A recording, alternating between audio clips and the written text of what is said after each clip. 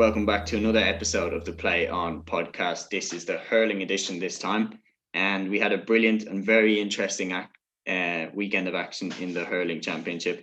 I have Luke here with me again to discuss the many debates and to have a look at all the matches that happened over the weekend. Luke, how's it going? All good. Looking forward to talking about the last weekend's action there. Yeah, so let's get right into it. The first game that we're going to talk about was Waterford against Limerick. Limerick back-to-back defeats, still no win for them in the Allianz League this year. Waterford 122, Limerick 21 points. What did you make of this game? Yeah, I thought this was a really fascinating game. I thought with the start, Limerick looked fairly comfortable. They were at the water break, they were 6-2 up and they looked well in charge, kind of against a Waterford team that was like significantly changed from the previous week as well. So, and then you see the red card, probably a moment of madness from Flanagan. Some people are kind of a little bit of debate whether it was, but I thought for me, there was no question. He had to go really. And then, so you're kind of seeing Limerick's ill discipline a little bit, just been questioned the last few years, like about their kind of discipline and stuff a little bit. And so far in the league, I think they've conceded an awful lot of frees and then 2 red cards the weekend. Yeah, I think that's worrying so far and something Kylie has to stamp down on. Yeah, I'd agree with that. But to be honest, the second red card, I know Kyle Hayes did kind of retaliate. I still don't know what he was sent off for. Yeah. He was getting mauled by multiple Waterford fellas, and I don't blame him, to be honest. I wouldn't say to Hurler to do that, but I understand why he did it. He was getting absolutely mauled by about 3 Waterford fellas. They were kicking him. There did appear to be that a Waterford player had kicked him prior to it, and that had started the escalation that followed, I suppose, a little bit. So he is a little bit unlucky probably to have got himself sent off a bit. Yeah. I've no doubt that they were saying stuff to him as well, and they were definitely aggravating him, and particularly that he knew as well that the game was over and that, you know, if he's suspended for the next game, it's the league. It doesn't matter as much as it would for championship. And he just lashed out. I don't think he did the same thing in championship, to be honest. But for Waterford, it's a massive win because, of course, they lost in the All-Ireland final to Limerick last year. They lost in the Munster final to Limerick last year. And I know that this game isn't really significant, but I think psychologically for Waterford, it's very significant. You could see how happy Liam Cahill was at the end. Waterford played really well. The key moment for me was the goal from Jack Fagan. Massive puck out by Stephen O'Keefe. The chance looked to have gone a little bit. Then Stephen Bennett just works a bit of magic in the corner, lobs it back in. What a catch by Jack Fagan, and unbelievable finish as well. Yeah, I thought Waterford, they missed an awful lot of chances. Some of the saves Nicky Quaid made in the first half were outrageous, really, and I couldn't really believe that they hadn't scored a goal kind of up to that point. And then you see Jack Fagan, Jack Fagan has some hand on him, kind of, whether it be puck outs, and then that was an unbelievable take and finish then at the end. And yeah, I thought once after the red card, I thought Waterford completely took over and were full value for their win. Maybe from a Limerick perspective, they'll believe that with 15 on the field that they could have maybe held them off. But like you're saying, Waterford haven't had any results against Limerick of late, so this is huge for them to know that they can beat Limerick. So yeah, I thought it was a really interesting game. Yeah, and there were 2 big moments at the end that kind of saw Waterford over the line. You think about Austin Gleeson's point, got a little pass from Stephen Bennett from a free, and Austin Gleeson just banged it over the bar from way inside his own half. Just shows the talent that this guy has. And in my mind, he gets an awful lot of bad press every time that Waterford lose. It's where was Austin Gleeson? Where was Austin Gleeson? He's a very good player, but people are putting this on him as if he's the next Ken McGrath or something. He's a very good hurler, but just because Waterford lose doesn't mean it's always Austin Gleeson's fault. And it's something that irritates me, that he's a brilliant hurler. Stop giving him criticism about when Waterford don't play well. Yeah, absolutely. And I think that pressure really took its toll on him after he won Hurler of the Year. A lot of people were giving out saying that Callan should have won it that year. And it was clear that the scrutiny that he was put under following winning Hurler of the Year was way too much for a young hurler, and the level of focus that was consistently on his games that he was playing was just probably unfair on him. So it's just great to see him. I thought the interesting part of the weekend was his positioning, and that Liam Cahill identified him as the centre half back at the weekend. I know the Burka won't be around for a while, and if you look at the Cork game in the first week, Iarla Daly played centre half back, and Cork were running through with freedom through that centre of that defence kind of. So I think Cahill identified Austin Gleeson as the man to go back and play centre half back and maybe shore up that defence a little more and allow Iarla Daly to move to a position where he's more comfortable and can have a greater influence in the team. So I thought that was really interesting from Cahill, and I thought it worked in the end. I think, as evidence, Limerick didn't score any goals and they looked far more solid. Yeah, I'd agree with that. And as well as that, Iarla Daly had a bit of a better game. He scored a great point. He's a very promising hurler. I don't think he's quite ready to be Waterford's number 6, but I do think Austin Gleeson is more than ready. Yep, absolutely. Waterford's defence, apart from Gleeson, even looked very good. Conor Prunty did a smashing job on Aaron Gallan. 3 points from Callum Lyons as well. They look good all round. Yep, and I think Daly was, by freeing up Daly, he started out wing back, and then after kind of injuries, he went back into cornerback even for a bit. So I think for a young fella that's only just kind of coming onto the panel and just kind of getting himself onto the team, you want to be easing them into these positions and not putting them in centre half back in such a key position. So, and I think that's the best way to develop them. And just briefly on another thing, I thought was really interesting, Shane Bennett back in the team. I know he was wearing number 5, but he was up in the forward line. Didn't exactly have probably his best ever game, but I think he could be a really important player as the year goes on. Yeah, a lot of potential there with Shane Bennett. And he was one of the players that I was looking at Waterford last year and thinking, why don't they have Shane Bennett playing? What has he got rid of him too? But very, very promising to see him back. Moving on from that game, Tipperary against Galway. Now, this upset our predictions. We both said that Galway were going to win this game. Tipperary bouncing back. 2 goals and 19 points to 20 points. Tipp bouncing back, as in that they get a win finally. 2 draws in their opening 2 games. Now they get a win, and it's a win over Galway, who, in my opinion, were the form team in the league. And they look good. The interesting thing for me was Paddy Maher was put back a fullback. He has played there over the last few years. And maybe as his mobility starts to go down a little bit as he gets older, Tipp might put him a fullback and keep him there. Yep, I thought he's kind of had stretches in the last few games where he's been playing in fullback an awful lot more, and I think he's had a great start to the league in that position, and I think that's where you're going to find him this year in Championship. Tipp have had their fullback problems. They've had Ronan Maher back there kind of reluctantly for the last few years, and by doing this, they're able to kind of free up Ronan Maher to go out and hurl a bit more in the half back line. So yeah, I think that's where you're going to find Paddy Maher this year. And I think with the way he's playing at the moment, kind of how he's evolved his game, I think it's a perfect position for him at the moment. Yeah, and not only did Paddy Maher look good at fullback, but then Ronan Maher looked fantastic at left half back. He was voted into the team of the week there by the official GAA Twitter account. He hit 2 very, very nice points. But the difference makers for me for Tipperary were Noel McGrath and Jason Ford. They both set up each other for goals. And in my mind, that was the difference between Tipperary and Galway at the weekend. I wouldn't look too much into it if I was a Galway fan. They still, obviously, I wouldn't say their momentum is lost. Losing a game like this, it's not really that significant. And I would still put Galway as high up in the rankings as I would have before this game. Yeah, absolutely. I think if you look at the team that Galway named, there was several changes from the team that won the week prior against Limerick. You see Nyland, after all of his, after how well he's played, drops out. McInerney drops out. And they put in a Dahi Burke that didn't look fully fit yet. He looked kind of very rusty and everything as well. So I think they identified this game as an opportunity to kind of rest the fellas that have been playing so well so far and try and get their key players back in, slowly ease them back in. So I don't think Shane O'Neill will be too worried at all really about losing this one. Yeah, and I would still, in my mind, as of now, I think Galway are the favourites for the Leinster Championship.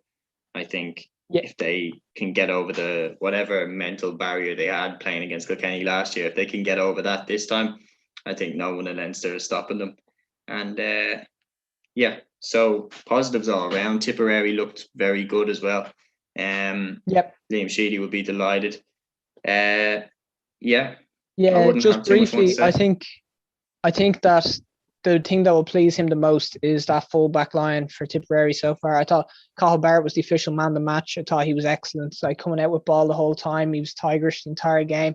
And I thought he was incredible. And as well, probably underrated, Barry Heffernan completely marked Conor Whelan out of the game. Matched them for a score each they got as well. But I thought he was completely on top of that game. And I think he's had a huge league so far. So I think Sheedy would be delighted with how his defence has been playing so far. And if that forward line can get firing, I think they'll be well in contention. Yeah, I agree with that. And I do tip them to make the Munster final. And if they do, what a mouthwatering game that is between Tipperary and Limerick. Yeah, well, if Limerick can get by Cork. Yeah, true. And moving on from there, Dublin against Antrim. This was a very good game, very good win for Dublin. They win it by 126 to 118. I was thinking before the game, I seen the team sheets. It was in Parnell Park, and I was thinking, now no excuses for Dublin. They have to get this victory, and they do. Back-to-back wins for Maddie Kenyon for Dublin. Yep, I think it's been. I think this was a great result for them. This, like, they always kind of had Antrim kind of arm's length, and these are the type of games that Dublin need to be winning, and this is the margin they need to be winning them by. I think the defence looks very strong again. Keane O'Callaghan coming back in cornerback, arguably man of the match. I thought he was fantastic in there and shored it up. And then you've Dara Gray as well, 3 points from wing back. I think, there's definitely some serious positives from a Dublin perspective as well. Conor Burke continues to get better and better in midfield. 2 points again for him. So, good signs for Dublin. But again, the same questions will probably be there about whether they have enough kind of elite forwards to be competing for a Leinster Championship. Yeah. Still a lot of the reliance remains on Donald Burke. But one player who played really well was Ronan Hayes. His goal, in my mind, kind of finished Antrim off, even though they had a little bit of a comeback where Keelan Malloy's point brought them to within 5. I think Ronan Hayes is a huge potential. And if Dublin can get him firing and Donald Burke firing, they have a nice duo up there to build their forward line around. Yep, absolutely. I think like Donald Burke only hit 7 points the weekend. It was certainly different from the 18 he hit the week prior against Laois. So it is nice to see Dublin scoring 126 and the free taker only hitting 7. Like, it's probably, maybe that's been a criticism against them a lot, is that when they rack up the big scores, it's the free taker that seems to be getting all the points. So it's good from a Dublin perspective to see a fairly even distribution of scores. You look at Sutcliffe, Gray, Crummy, all hit nice tallies in there. So good to see. Yeah, no doubt about that. And speaking of big scores, Cork against Westmead. We earmarked this one as being one that could end up being a bit nasty, and my God, it was. Cork 7 goals and 27 points. Westmead 15 points. They scored some lovely goals. Particularly my favourite goal out of the bunch was Alan Connolly in the second half. Just scored a bit of a volley. But Cork looked very promising. Alan Connolly, as I've mentioned, Shane Barrett as well spotted Luke Mead for the second goal, and then he scored one himself. Alan Cadigan was back in. He scored a brilliant goal to make it 6 goals for Cork. Westmead were just nowhere near Cork's level in this game. Yeah, I think we said that the outcome of this game is going to be entirely dependent on what sort of team Cork were going to put out. And then I'd say Westmead were very fearful when they saw a team with Patrick Horgan, Darth Skibbon, Cadigan, like Robert Downey, Owen Cadigan, Tim O'Mahony, all in it. Luke Mead as well. Like, it was a very strong team put out by Cork. And the fact is, like, these fellas were taken off kind of early in the second half as well. So it could have been even worse. But yeah, from a Cork perspective, they're starting to get a few very promising players through. Like, you've already talked about Alan Connolly and Shane Barrett. You look at Dara Connery in there, straight from under 20s last year, hit 3 points. And then you've Conor Cahalane at wing forward. He looked excellent when he came on again the last day against Tipp. So, yeah, it's very positive from Cork. And if they can kind of keep going on the trajectory they're on now, I think they'll be delighted going into the championship with how this has been so far for them. Yeah, I'd agree with that. And personally, Cork are the most interesting team for me to watch this year in the championship. I think it would be fascinating to see if they can carry this form and momentum into the first game against Limerick. I think I'm already planning how and where I'm going to watch that game. Yeah, absolutely. And like it, you will be more interested as well to see how they keep going on with that kind of short passing game plan. I know obviously against Westmead, obviously not as evident. They could just play it direct into the forwards who had an absolute field day. But yeah, very interesting from Cork. And I'll be particularly kind of interested to see if how much game time Shane Barrett and Alan Connolly can get in that forward line later as the year goes on. Yep. Fascinating stuff to see. And we won't have to wait too long to see it, thankfully. The final game in Division 1 hurling, because of Wexford and Kilkenny being postponed, we'll get on to that, was Laois against Clare. And Clare got their first win of the league, 2 goals and 27 points to 1 goal and 17 points. Another bit of a thrashing given out to Laois. This was in O'Moore Park. And it started right from the throw-in. Ian Galvin scored a fantastic goal, then followed from Shane O'Donnell. No Tony Kelly, still a very good performance from Clare. And what did you make of this game? Yeah, I think the interesting thing is that on the first week that we did, we were all surprised with the John Conlon positioning, and we probably couldn't believe that he was lying at centre half back. But I feel like to give Lohan and to give Clare their dues, I think Conlon has certainly grown into that position. I know some people will say they're playing against kind of Laois, and he had a lot of time kind of just to pick ball, but I thought he was very effective at the weekend. And yeah, I think he's going to be the man there for them, centre half back this year. I'd hope that they won't abandon it for championship because they've invested so much time into it. But yeah, it's really, I think to be fair to him, I think he's played very, very well there now in last week it was no lot better. And then this week I thought he was arguably man of the match in that position. Yeah, I agree with all that you've said there. I just think it will be very interesting to see if players like David McInerney and Colin Galvin come back into the team, where they will play. Yeah, absolutely. Yeah, that's my main interest. The massive debate though was Brian Lohan after the game said that 2 of his players couldn't play because Wexford players had identified them as close contacts, and he had some very strong words about his disapproval for this. Of course, the Wexford Kilkenny game was postponed because of a COVID breach by Wexford, a COVID case. How does this impact the GAA now? Because we've been super tight with, how no players have really tested positive coming out of the games. But now a game nearly happened, which could have had disastrous consequences. But Lohan was disgusted with how Wexford identified 2 players as close contact, means that they couldn't play against Laois. What did you make of his views? Yeah, I think it's been it's just another line of the long kind of rivalry that's kind of emerged really between Clare and Wexford in recent years. There's been plenty of kind of disputes involving these kind of 2 management panels ever since kind of they've both taken over. And this just seems to be kind of the latest in a long, long line of these. I know since then it's important to note that the GAA have come out and cleared Wexford of any wrongdoing as well. So it's important that we note that. But it seemed like a remarkable story really that 2 Clare players were identified as close contacts in this game. I know GAA are insisting that came from the HSC, but yeah, it seems a remarkable kind of situation really.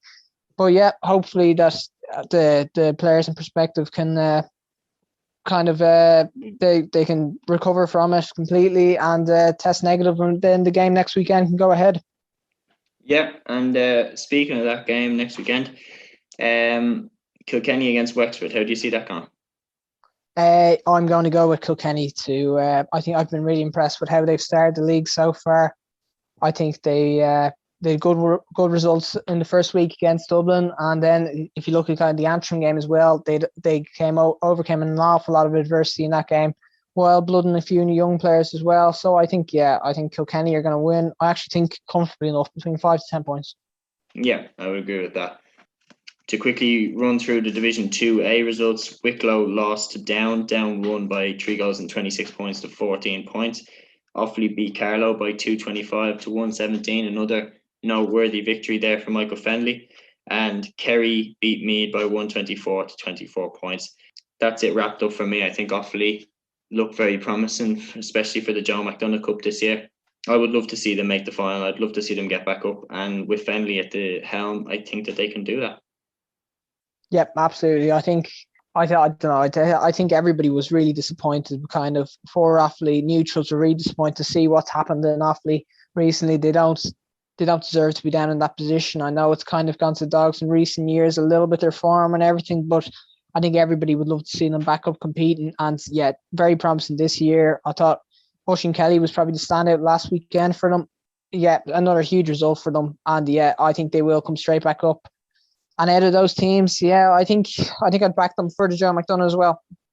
Yeah, maybe Kerry were probably the other favourites, but we saw what Offaly did to Kerry last week. So yeah, it's hard to look past them. Yeah, I'd agree with that completely. Just to let everyone know, we will do the other predictions for the next round of hurling fixtures after the football show next week. Luke, it's been a pleasure. Thanks, James. Enjoyed it. No worries. I enjoyed the podcast as well. I hope all of you listeners did as well. That's the wrap for the show today. And we hope you enjoyed it, and take care.